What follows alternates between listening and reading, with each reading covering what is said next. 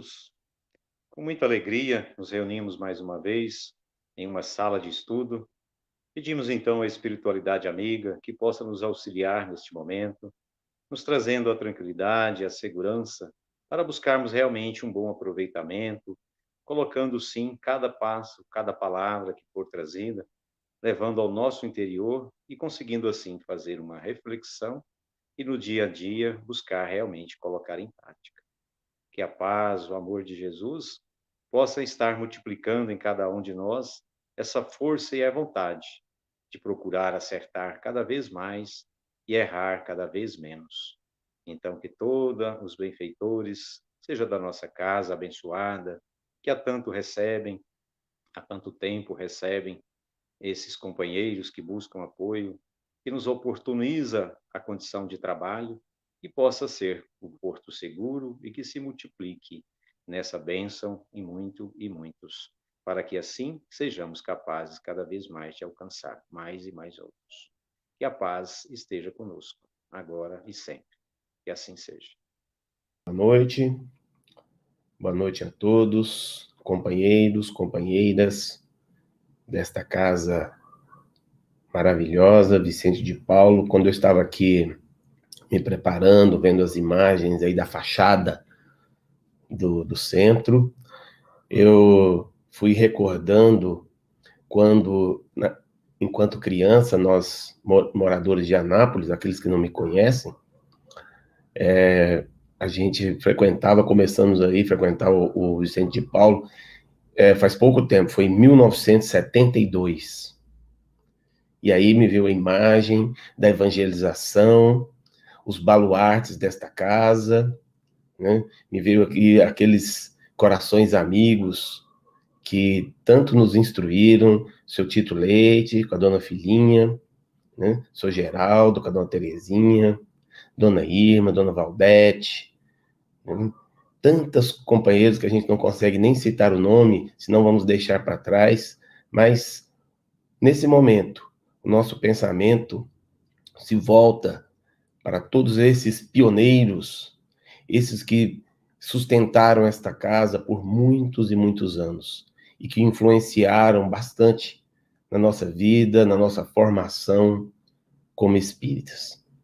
É um prazer, uma alegria estar de volta, mesmo que seja virtualmente, neste momento de dificuldade em que passa a nossa humanidade, mas que com os bons pensamentos estaremos todos vencendo este momento.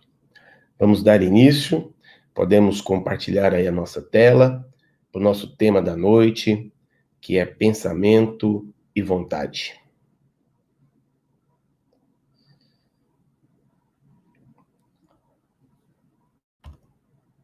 Para falar de pensamento e vontade, nós vamos primeiro fazer uma retrospectiva, passar primeiro por perispírito e mente. Perispírito ou corpo espiritual, e também falaremos um pouquinho da mente, para entendermos melhor o pensamento e a vontade. O perispírito ou corpo espiritual, relembrando a definição de Allan Kardec, a palavra perispírito vem do perisperma. Kardec usou esse comparativo com uma fruta, um fruto. A semente, a parte interior da fruta, é o espírito. A parte exterior da fruta é a casca, o corpo físico, o corpo somático. E o perisperma do fruto, que é a polpa da fruta, é o corpo espiritual ou perispírito. Isso está na questão 93 de O Livro dos Espíritos. Então, Kardec, como era um professor que tinha muita didática, utilizou exatamente para que nós pudéssemos entender, né, de uma forma, para começássemos iniciarmos a compreensão do que seja o perispírito. E o perispírito, quando estamos encarnados, ele está na condição de transmitir de transmissor do pensamento do espírito. O espírito emite um pensamento. O espírito pensa. O espírito manda. O corpo executa. O espírito ordena. O corpo recebe a ordem. E o perispírito, onde está nisso? Transmitindo, fazendo essa ligação, fazendo, sabe, esse link entre o espírito e o corpo. Quando estamos encarnados. Quando o espírito está no estado errante, estado de erraticidade, o perispírito é a forma com que o espírito se manifesta. É a forma pela qual reconhecemos o espírito. Ele dá forma ao espírito. Dá, inclusive, sabe, assim que nós reconhecemos. E o espírito, quanto mais evoluído, moralmente falando, mais quintessenciado é o seu perispírito. O espírito, quanto mais conhecimento tem, quanto mais desenvolvido moralmente, mais ele vai purificando o perispírito, que é a matéria. Na questão 27 do Livro dos Espíritos, nós temos a Trindade Universal, que é Deus, Espírito e matéria. No caso aqui, espírito é o princípio espiritual. Matéria é o princípio material. Então, no universo, nós teríamos só 3 coisas. O Criador, que é Deus, e aquilo que ele criou. O princípio espiritual e o princípio material. Então, o perispírito, não sendo espírito, há de ser o quê? Matéria. O espírito é o elemento inteligente. É o elemento que age. Age sobre a matéria. E essa matéria pode ser uma matéria mais quintessenciada, que é o perispírito, ou pode ser uma matéria mais grosseira, como o corpo. Na época da reencarnação, quando da reencarnação, que o espírito vai se ligar à célula ovo ou zigoto, essa conexão se dá célula a célula, uma a uma. Tanto que Kardec coloca que tudo que acontece no corpo somático, no corpo carnal, qualquer coisa que acontece, o espírito dá notícia. Por que ele dá notícia? Através do perispírito, que está ligado ao corpo célula a célula. Por isso que o desencarne bruto, o desencarne antes da hora, como acontece com aqueles que atentam contra a própria vida, dá uma dificuldade enorme para desligar o espírito do corpo. Porque a ligação, né, feita célula a célula, a ligação de uma forma completa, não se rompe de uma hora para outra. São energias que gastam tempo. Ora, pensamento é atributo do espírito. O espírito é o ser inteligente do universo, né? E pensamento é força criadora. Nós pensamos e criamos. Quando estamos encarnados, obviamente que o nosso pensamento não se materializa de uma hora para outra. Se a pessoa que criou uma cadeira, né, criou um banco para que você possa sentar, criou um objeto, criou uma lâmpada, criou um computador pelo qual estamos assistindo esse encontro, criou um celular, né? Primeiro passou pela mente, pelo processo criador, né? Então o pensamento é essa força criadora. O sujeito, para criar uma cadeira, como eu estava dizendo, um móvel, ele tem que pegar uma árvore a matéria bruta e transformá-la. Vir trabalhando, né? Vai na marcenaria, na carpintaria, vai trabalhando aquela madeira bruta até transformá-la em algum objeto útil. Então, o pensamento é uma força muito poderosa. Agora, no mundo espiritual, como a matéria é mais sutil, como a matéria está mais disponível à transformação e ela recebe o pensamento, e de uma forma quase que imediata, se modifica, os nossos pensamentos, que são potencializados no plano espiritual, são muito reais e criam coisas que ficaríamos assustados. Emmanuel coloca esse pensamento que eu acho ótimo, que gera muita responsabilidade em nós sobre aquilo que pensamos. Diz Emmanuel: nossos pensamentos geram nossos atos, e nossos atos geram pensamentos nos outros. Gente, nós vivemos em rede, nós vivemos interconectados. Se estamos aqui agora, fazendo o teste com o Leandro, ligou, entra no mesmo link, o que estava acontecendo quando a gente aperta esse link aí, nós entramos em uma mesma rede, nós entramos em sintonia através da internet. Hoje é mais fácil nós compreendermos isso, porque nós atualmente temos acesso ao mundo virtual, o mundo computacional, o mundo da internet. Ora, os nossos pensamentos, nós multiplicamos isso por 1.000, 2.000, 100.000. A potência enorme. Nós estamos interligados uns com os outros. Nós recebemos uma chuva de pensamentos, nós recebemos uma avalanche de pensamentos e também emitimos, geramos pensamentos. E aí, os nossos pensamentos é que geram os nossos atos. Nós agimos conforme o nosso pensamento. Às vezes a pessoa fala assim, agir sem pensar. Não, o pensamento veio primeiro. O pensamento pode estar deseducado. Eu não eduquei o pensamento, ou não eduquei a atitude, mas primeiro nós pensamos, primeiro nós criamos. Então, os nossos pensamentos geram os nossos atos. Atos educados ou deseducados. Atos de generosidade ou de egoísmo. Atos de revolta, né, ou atos de gratidão. E os nossos atos geram pensamentos nos outros. Conforme nós somos, conforme a gente age, conforme a gente encara a vida, conforme o nosso cotidiano, isso gera o pensamento nos outros. E saber disso nos torna, assim, muito responsáveis pelo nosso pensamento. O nosso pensamento cria a vida que procuramos. Complementa Emmanuel no livro Pensamento e Vida.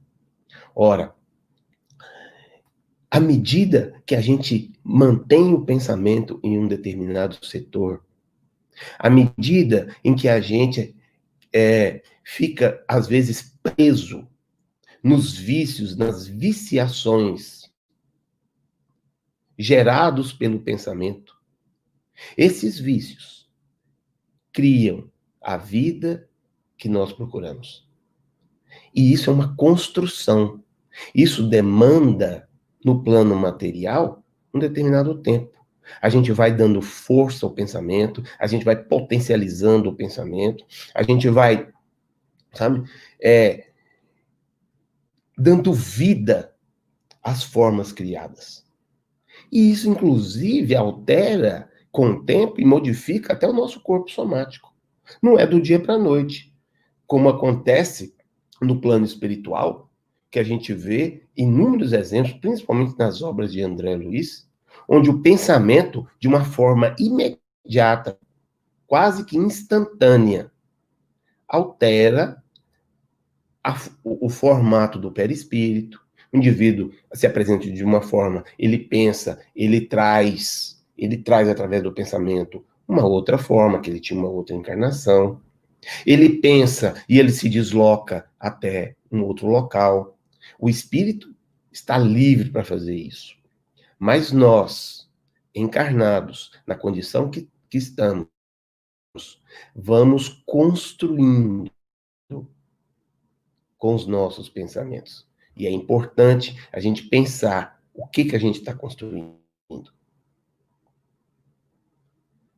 Para pensar o que nós estamos construindo, nós vamos entender o que é a mente. O que é a mente? Não é simples definir a mente. Sueli Caldas Schubert, né, nos coloca que a maior dificuldade de entender o que é a mente reside no fato de que, deixa eu voltar um slide que passou uma a mais, só um minutinho. Ele acabou passando, só um minutinho, que está tendo um delay na apresentação. E ele passou para o slide seguinte. Vamos ver aqui se volta. Só um minutinho.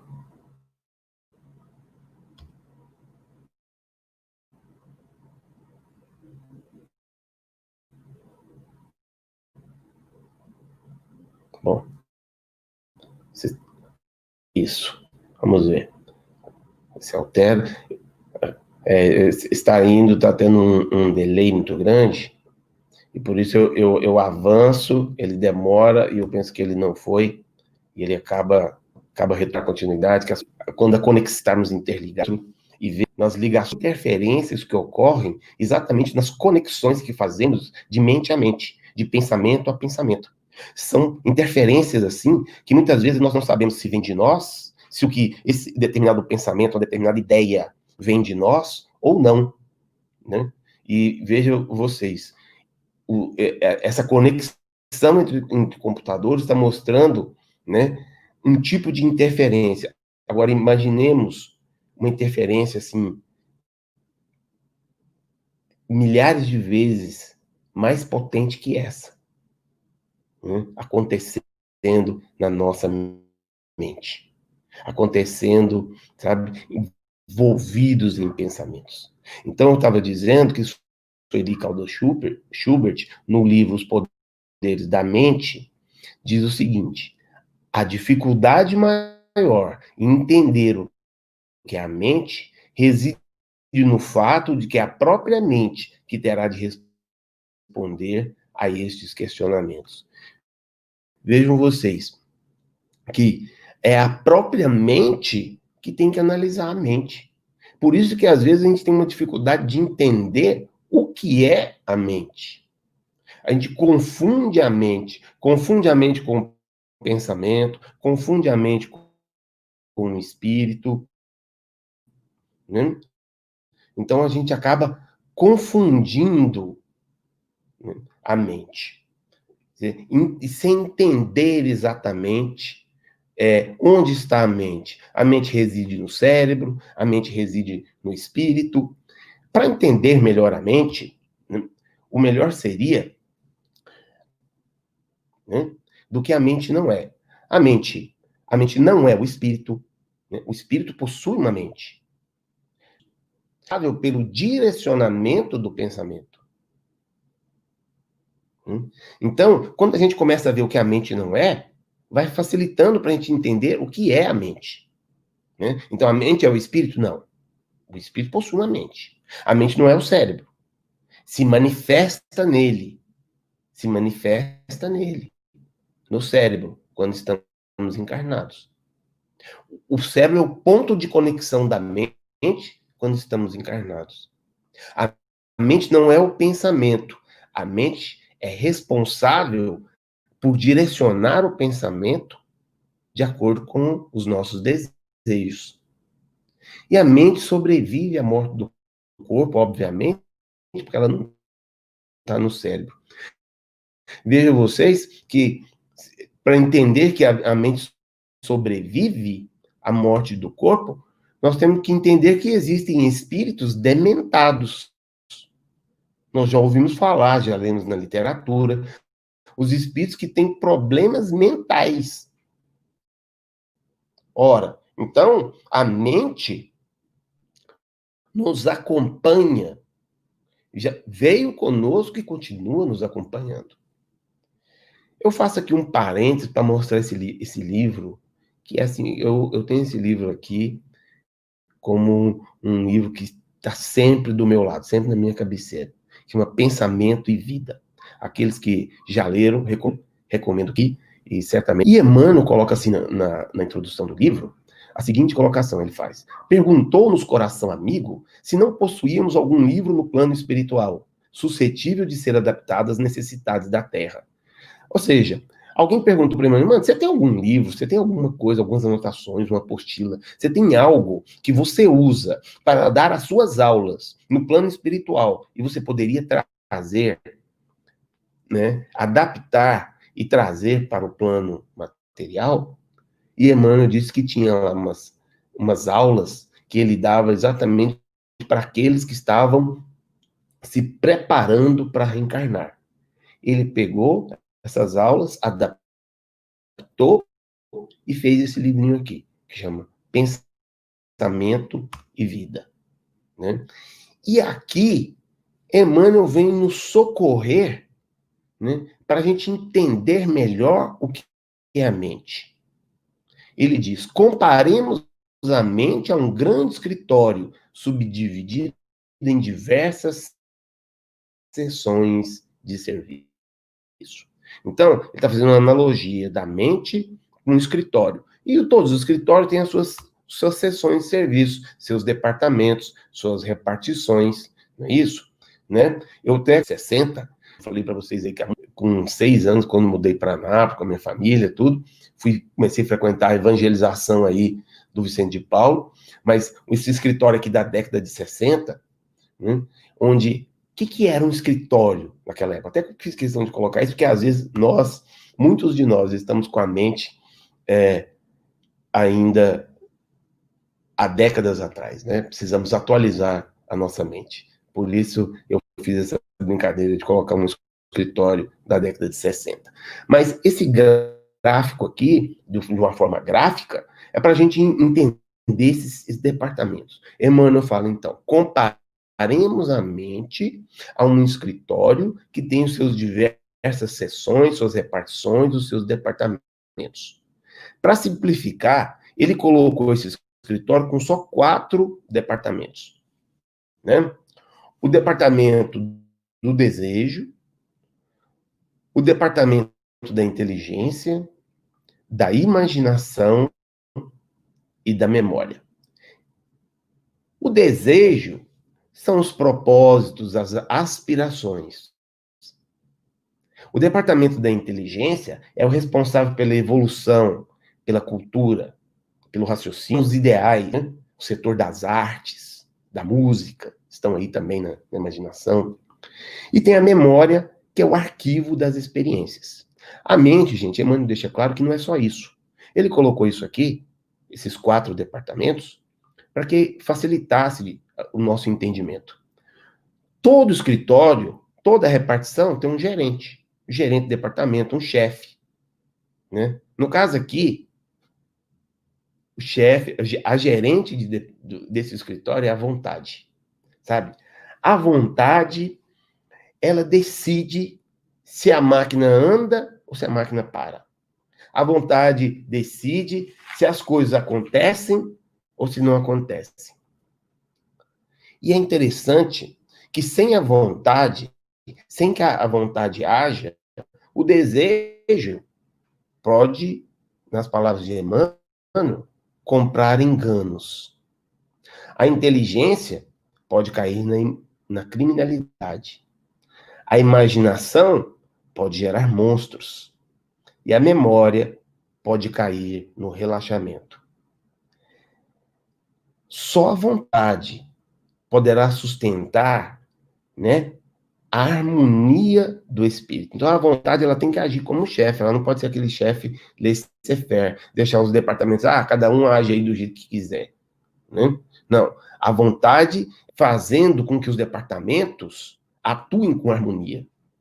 Essa exemplificação de Emmanuel materializa um pouco mais do que seja a mente. Então, a mente, ela coordena, integra, concentra e dirige a energia do pensamento. Isso Martins Peralva coloca lá em Pensamento de Emmanuel, né? Que é a importância da mente com seus departamentos, né? De coordenar, integrar, concentrar, né? Para onde que ela vai direcionar o pensamento.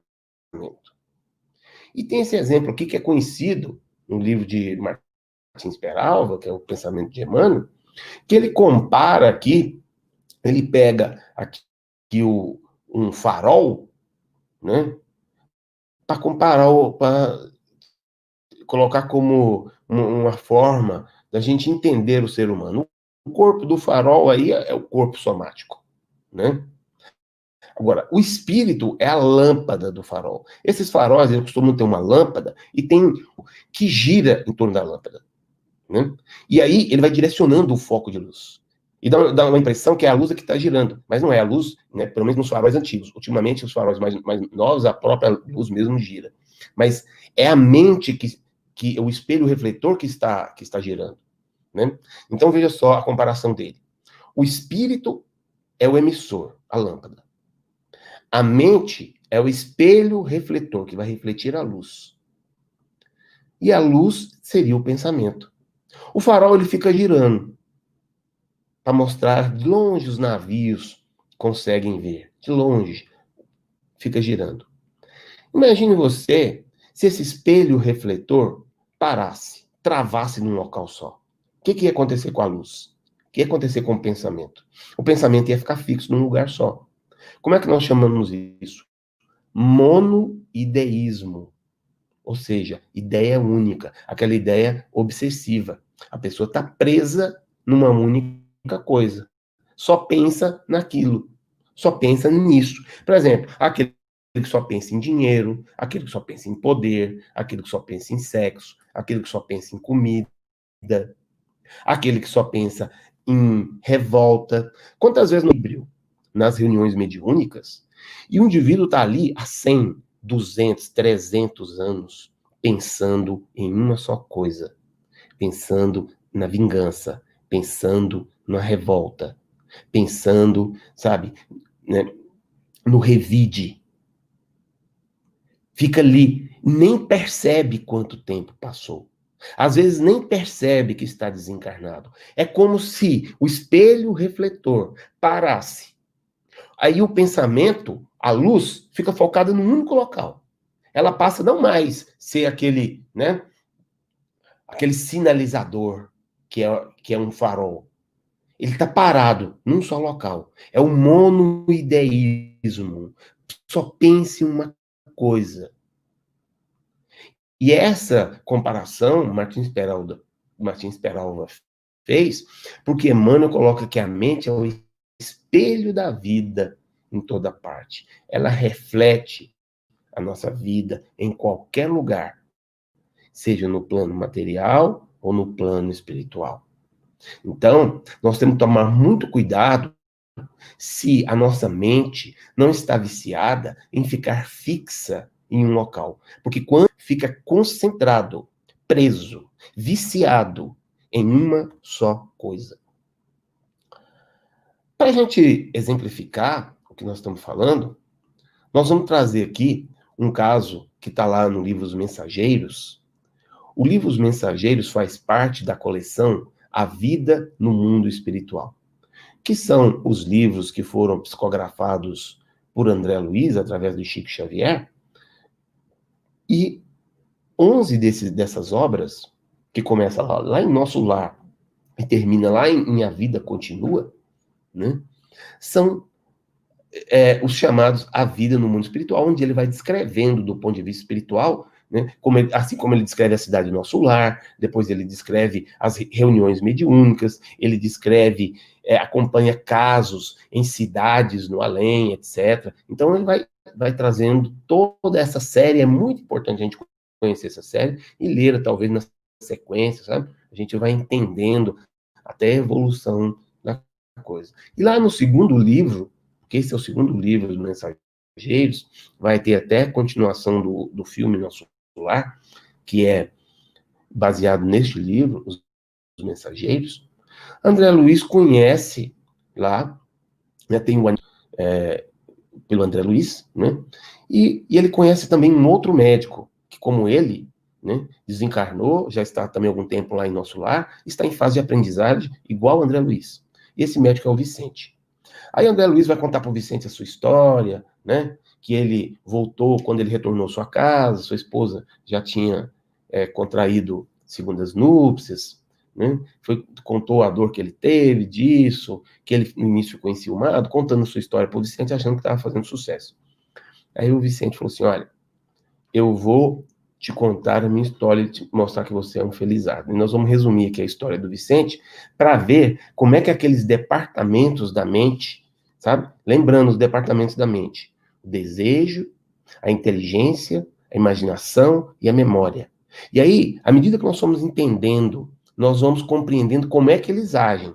E se a chefe do departamento, a gerente do escritório, que é a vontade, se ela não agir, o que acontece, né, com o ser humano? O que acontece conosco? Então, o Vicente era um médico, estava, né, casado com a Rosalinda, sua esposa, né? Os dois estavam indo muito bem, já tinham 2 filhinhos, estavam trabalhando em laboratórios, né? A Rosalinda era sua assistente no laboratório, assistente do Vicente lá no laboratório, estavam desenvolvendo muito bem, Vicente era muito dedicado, né? Aqui o André Luiz está contando um caso da década de 50, né? Entre 40 e 50, o desenvolvimento dos laboratórios e tal. Então, o Vicente estava indo muito bem na sua profissão. Casado, feliz com Rosalinda, está vivendo uma vida tranquila tal. Ele tinha um irmão, que era um advogado, chamado Eleutério. Eleutério mudou-se, né, para a cidade, que no caso aqui ele está se referindo ao Rio de Janeiro, né, mudou-se para a cidade, aproximou-se mais de Vicente e tal, né, começou a frequentar a casa de Vicente. Eleutério era um irmão solteiro. Naquela época, um indivíduo ali com seus 30 anos, né, era considerado um solteirão. É assim até que se coloca. Era um solteirão. E Eleutério gostava de andar muito bem aprumado, muito bem vestido, né? Tinha uma palavra fácil, né? Conversava muito bem, se expressava muito bem.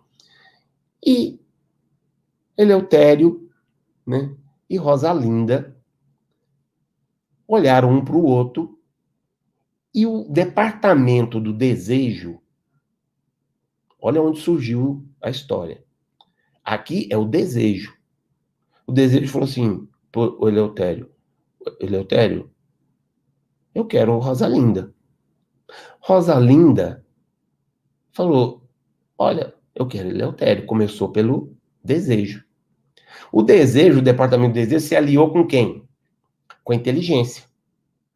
A inteligência começou a bolar um plano. Um plano.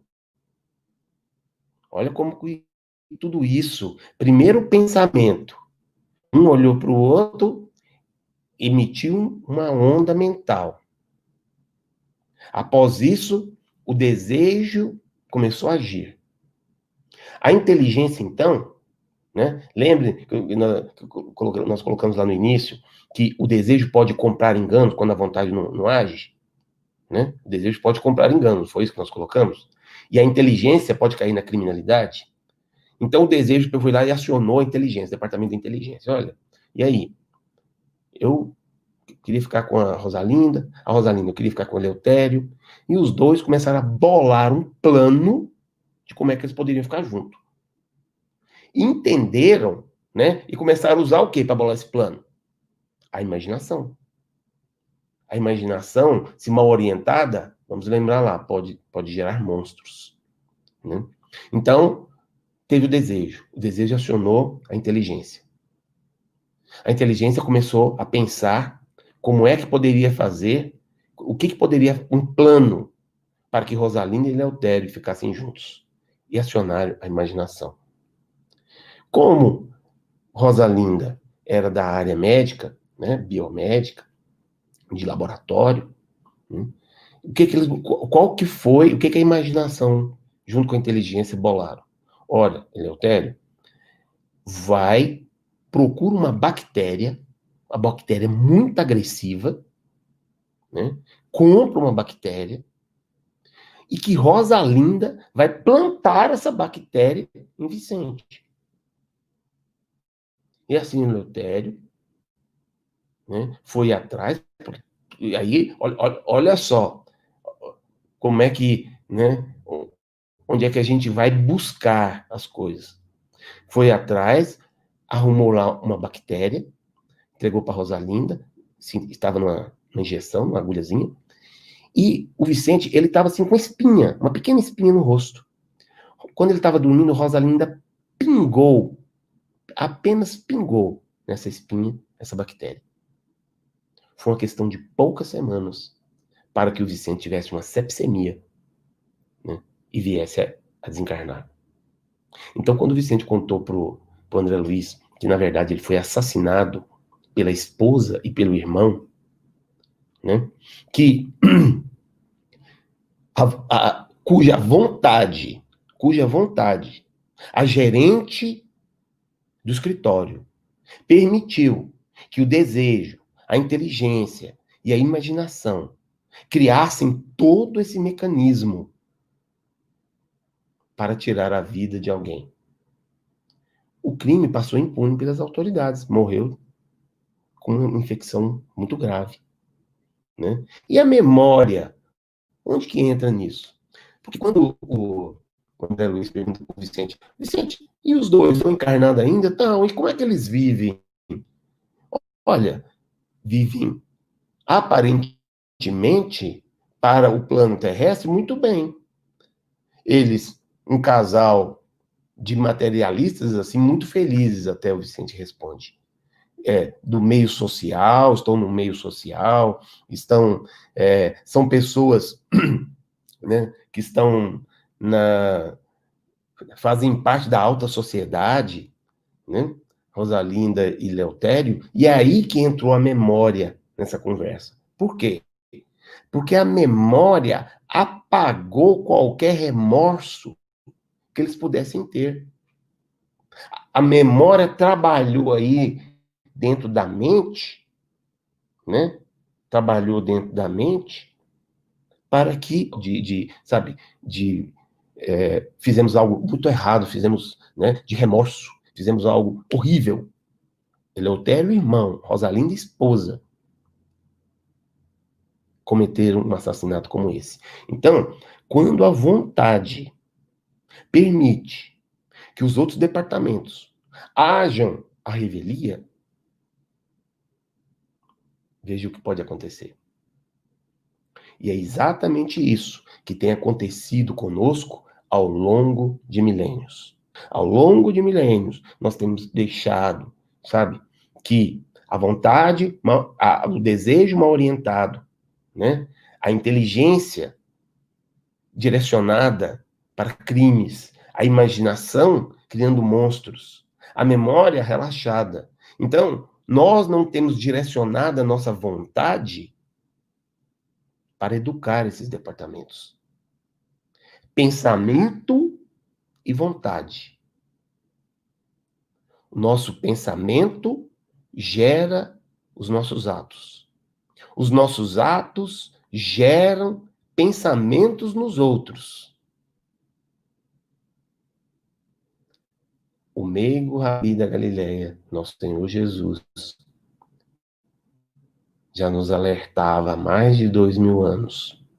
Vigiai e orai, para que não entreis em tentação.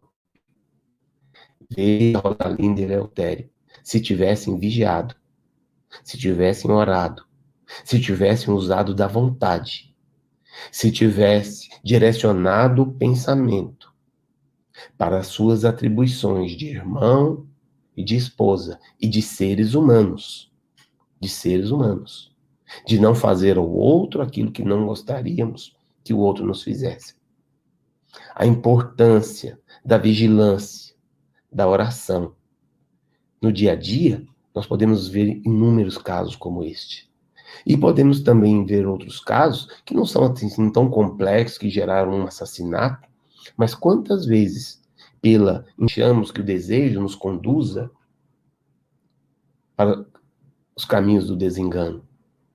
Quantas vezes a pessoa mal orientada, né, sem oração, sem vigilância, que não tem a vontade vigilante, deixa que a inteligência a conduza à criminalidade. Ano após ano, encarnação após encarnação, até este momento, infelizmente, nós temos caído por falta de orientação da vontade e do pensamento, da vigilância da vontade e do pensamento. Orai e vigiai é muito mais sério, é muito mais abrangente do que a gente pensa. Quando paramos para avaliar, quando paramos para pensar realmente na vida que somos como seres espirituais que somos, nós certamente vamos passar a ser mais vigilantes e tendo a oração, né, como um sustentáculo das nossas vidas. Eu vou interromper aqui o meu compartilhamento para a gente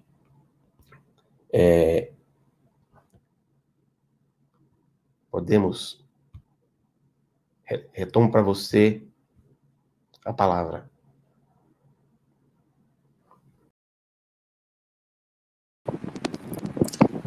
Paulo, obrigado pela sua grande palestra. Acredito que muitos aqui, né, utilizaram das suas palavras para reflexão. Quero agradecer a presença de todos, tá? Vamos participar do chat, vamos participar do nosso grupo de WhatsApp, e que agora, após essa maravilhosa palestra, vamos para a prece final com a Carmesita.